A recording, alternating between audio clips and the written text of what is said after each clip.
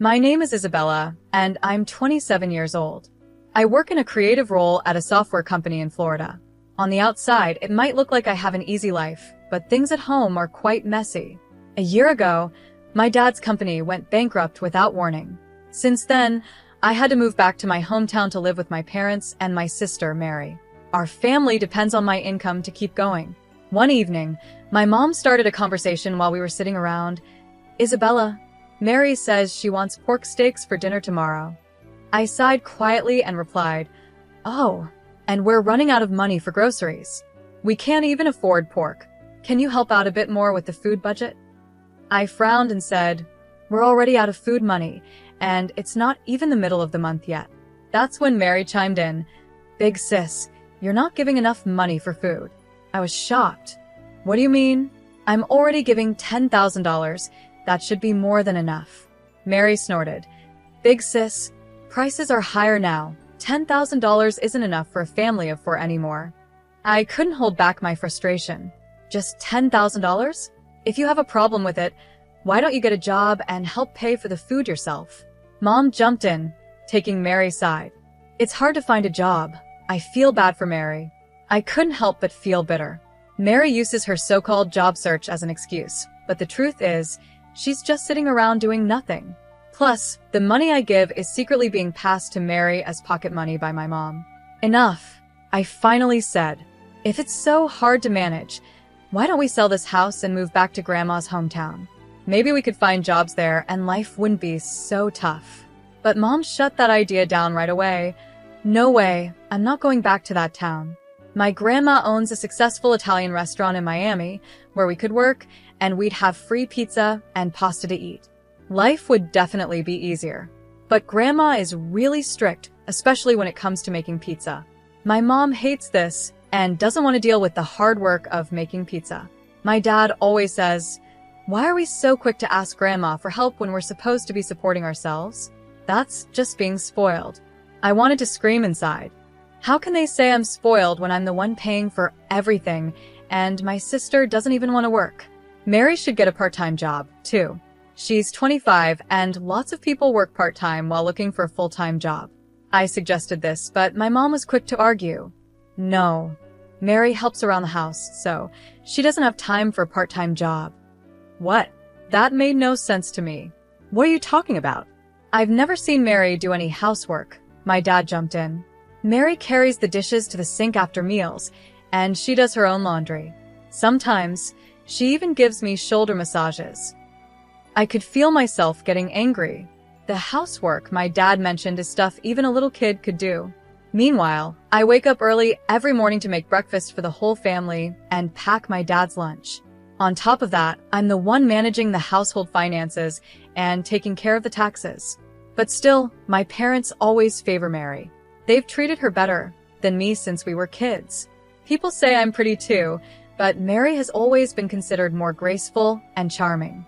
That's why our parents have always treated her specially. You'd think I'd just leave this situation, but it's complicated and I can't move out easily. So I live with this stress every day. One day, time passed, and I didn't realize my sister had left the house. I thought she had just gone out like usual. But then the next day and the day after that, she was nowhere to be found. I started to get suspicious. Then, as I came home and was heading to my room, I overheard my parents talking in the living room. What I heard shocked me. "I can't wait for the souvenirs from Louisiana. Mary is really lucky right now, relaxing on the beautiful beaches and eating at fancy restaurants," my mom said. "I want to go to Louisiana too. Maybe we should all go together next time," my dad added. I couldn't stay quiet anymore. "Wait, what are you talking about? Are you saying Mary is in Louisiana right now?" I asked, confused. My parents looked at me, surprised. "Yes, that's right," they said. I couldn't believe it. "But how? She doesn't have any money. I've even been holding back from shopping or going out to save." "Oh, she won a trip in a sweepstakes," my mom explained. "Mary's always been lucky with stuff like that." Apparently, Mary had won a trip to Louisiana, and I had no idea. Surprised, I decided to just accept their explanation for now. But the next day, while I was at work, I got a call from a credit card company that I wasn't expecting. I don't usually use my credit card much, so when the company called to inform me of high charges over the past 4 days, I was shocked. I couldn't remember making any big purchases. Feeling nervous, I asked how much had been spent, and the customer support agent told me it was $20,000 over 4 days. Right away, I knew who was behind it. It had to be my sister, Mary, enjoying her trip to Louisiana. She may have won the hotel stay and plane tickets, but she still needed money for souvenirs and other things. Determined to find out the truth, I called her. "What's going on? Explain yourself," I said. "Oh, I'm surprised you called, sis. I thought you were waiting for your souvenirs," Mary joked. "Stop messing around. You've been using my credit card without asking, haven't you?" She didn't even seem to care. "Did you notice?" "It was an accident," she said casually, and my anger grew. I regretted not realizing sooner that someone had gone through my stuff. What were you thinking? Using someone's credit card without permission is a crime. It might be a problem if it was someone else's, but we're family, Isabella. You should really study up on these things, she replied. How could you spend $20,000 in just 4 days? That's a crazy amount of money. Well, besides the free flight and hotel, I had to pay for all the other activities, shopping, and meals. I went to fancy restaurants, bought some branded stuff, and took taxis. Before I knew it, I spent over $20,000.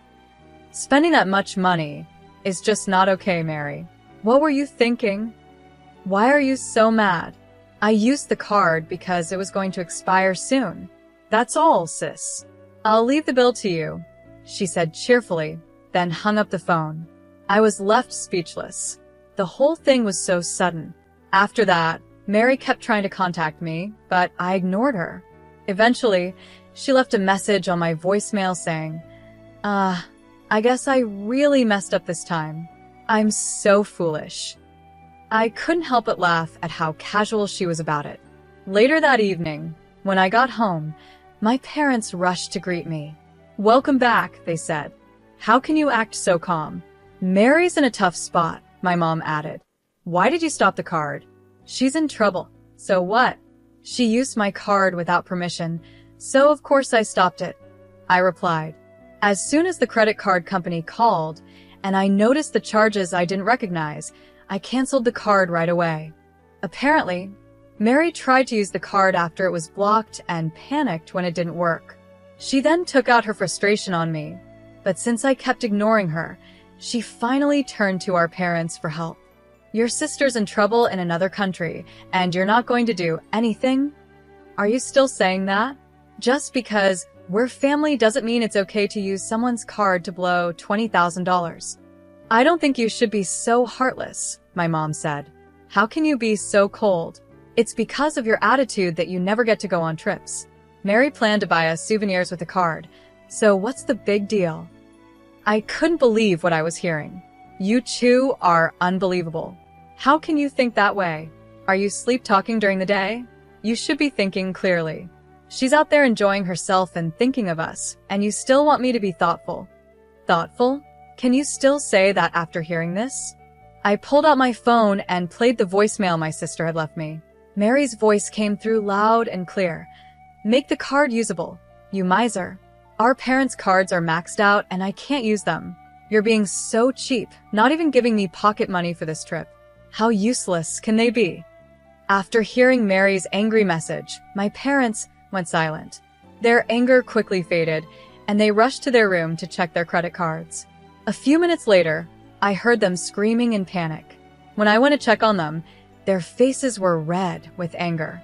I can't believe Mary used my card without asking after everything we've done for her, my dad said, furious. She even took the bank book and our cards. I feel so betrayed. Oh, I responded coldly. Wasn't it supposed to be a kind act from Mary to buy you souvenirs? You said she was thinking of us and trying to have fun for our sake, right? Yeah, that's what we thought, but our money is still safe, right? My mom muttered, unsure. When I saw how quickly their attitudes changed once they realized their money was still safe, I couldn't hide my disappointment. Well then, why don't you just raise the card limit and pay off the balance so she can use it again? Let the kind Mary who is trying to buy you souvenirs have it. That's not possible, my mom said. We don't have any savings left. What are we going to do? Mary stuck out there with no money for food or anything.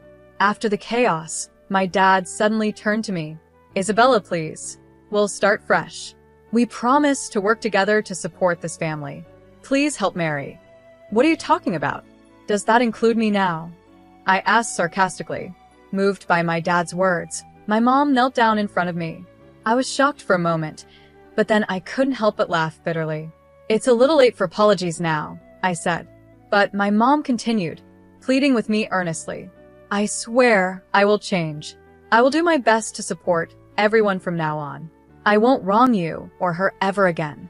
Despite everything, I couldn't stop laughing at the absurdity of the situation. As my parents went back to their room, I quietly took out my credit card, still unsure of what to do next. I had secretly discovered a credit card that still had a valid expiration date and hadn't been used. So I suggested, why don't you give this card to Mary and take a family trip together? My parents were thrilled by the idea. They immediately contacted my sister, and they all began to excitedly prepare for the trip. I even booked their flights to Louisiana online while watching them with a smile. After everything was set, I made a call to a certain number. 5 days later, when my parents and sister returned from Louisiana, Mary greeted me with, "Big sis, thank you for letting us enjoy Louisiana. It's rare for you to come pick us up. Are you expecting souvenirs?" Sorry, I didn't buy anything. It was clear they had a great time and had already forgotten to be thankful for my help. Seeing this, I knew it was time to put my plan into action. I could barely contain my excitement. Looks like you had a lot of fun. Was that the last big moment of your life? What do you mean by last? Mary asked, confused. Well, I've decided to sell the house, I said casually. I've already sent our belongings to the new place, and someone's coming to pick us up. My parents and sister were completely shocked.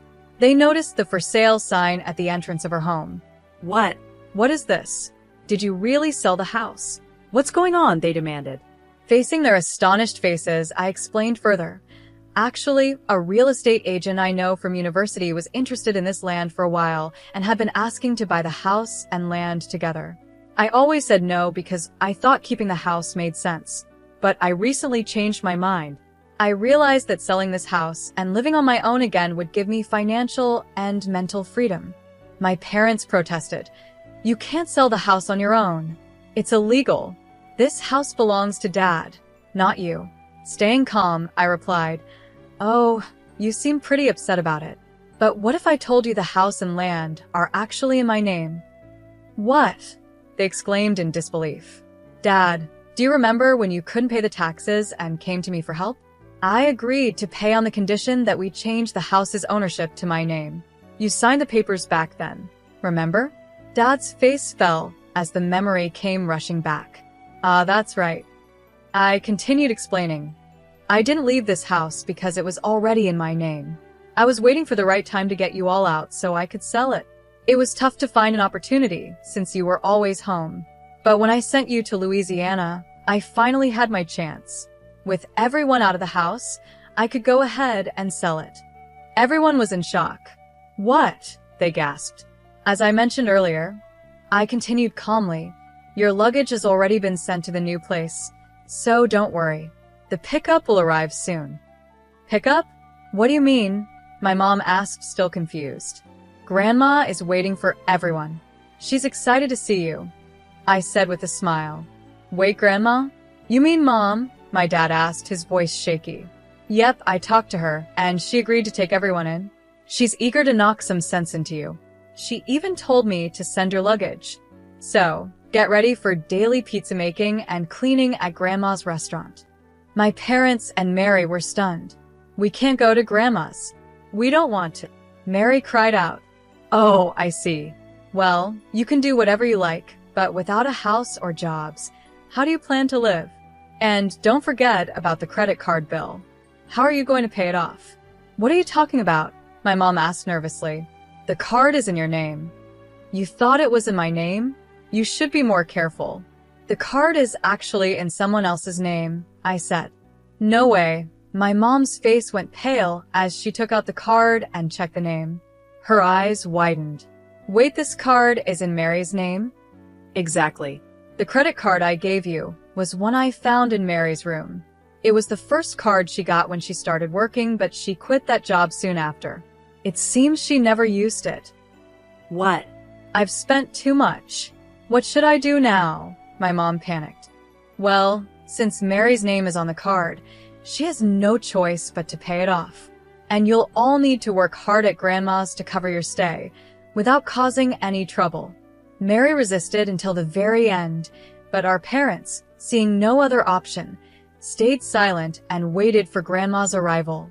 When she came, they all headed to her house and restaurant in Miami.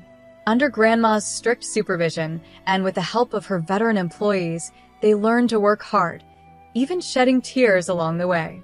The $230,000 that had been charged to my card was eventually paid back to me by Mary, under Grandma's watchful eye. Although I had planned to settle everything by selling the house, Grandma managed to recover the living expenses I had previously covered and even took a portion of my parents' salaries to pay me back. Later, I moved into an apartment closer to my job and was able to live alone again. My new life was going smoothly, and I started enjoying peaceful days. One evening, as I stood on my balcony, looking down at the city as the sun set, I felt a sense of relief from the pressure I had carried for so long. There was also a small feeling of loneliness. Just then, my phone rang, and I hesitated when I saw Grandma's name on the screen. "Hello, Grandma," I answered, and she asked how I was doing. "Yes, I'm fine," I replied. "That's good," she said. "Actually, I wanted to talk about Mary and your parents. They're starting to change, especially Mary. She's now helping a lot with the work. Your parents are also beginning to reflect on things." Grandma continued, "Isabella, I know it's been hard for you. I think I understand how you feel. Family can sometimes feel like a burden, but it's also something we should support. I hope you'll be able to forgive them someday." I listened to Grandma's words. I could hear the hesitation and worry in her voice, but there was also a strong sense of determination. "There's no rush," she said gently. "Take your time and think it over when you're ready." I nodded, even though she couldn't see me. "I understand, Grandma. I'll take my time and think about everything," I replied, and then I quietly hung up the phone. As I gazed out at the city, the sun dipped below the horizon, and the darkness of night slowly covered the skyline. A mix of emotions churned inside me. I still felt anger and sadness, but there was also a tiny spark of hope for the future. When I returned to my room, my eyes were drawn to an old family photo. In it, a young Mary and I smiled alongside our parents. Seeing those happy faces, I couldn't help but remember the joyful days we had shared in the past. I thought if only we could go back to those times. But reality quickly brought me back. As time passed, my life began to settle into a comfortable rhythm. At work, I was given the responsibility of leading a new project, and in my personal life, I started to feel more fulfilled. One evening, after wrapping up the day's work, my phone rang again. This time, it was an unknown number. I hesitated but decided to answer. "Hello, this is Isabella." "It's me, Mary," came a voice that was different from her usual confident and arrogant tone. It was softer, more unsure. Surprised, I asked, "Mary, what's going on? Did something happen?" "Sorry for calling out of the blue, actually," she started to say. "I want to meet you in person. I want to talk to you," Mary said softly. Her voice had a humility and growth that I never expected from her. "Why do you want to meet?" I asked quietly, waiting for her answer. Mary's voice, though shaky, was calm and sincere, showing how much she had changed. "Big sis, I want to apologize from the bottom of my heart. I felt that a phone call wouldn't fully express how I feel. That's why I want to see you in person, to truly and sincerely say I'm sorry." I could hear how genuine she was. Without interrupting, I listened quietly. "If it's too hard for you to meet me, that's okay. I just want to respect how you feel," Mary continued.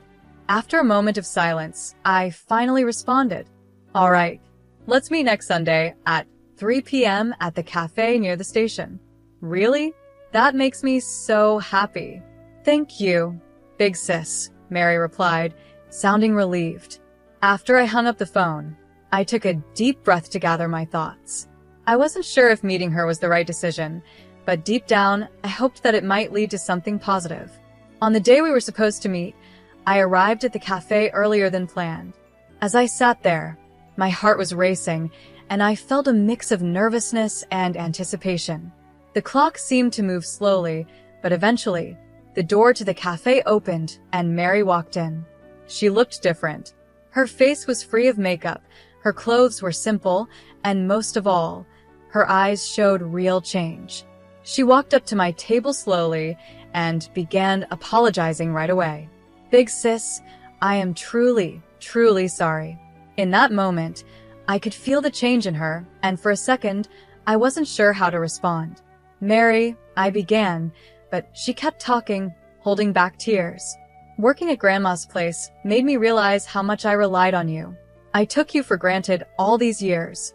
I finally understand how hard it's been for you, always putting us first and never thinking about yourself. Tears streamed down her face as she reflected on her past actions and repeatedly apologized from the heart. Mary told me how much she had leaned on me before and the lessons she had learned while working at Grandma's. She opened up about her relationships with our parents and how much she had grown. I sat quietly, listening to Mary's words. With each sentence, the anger and sadness I had held onto for so long started to fade away.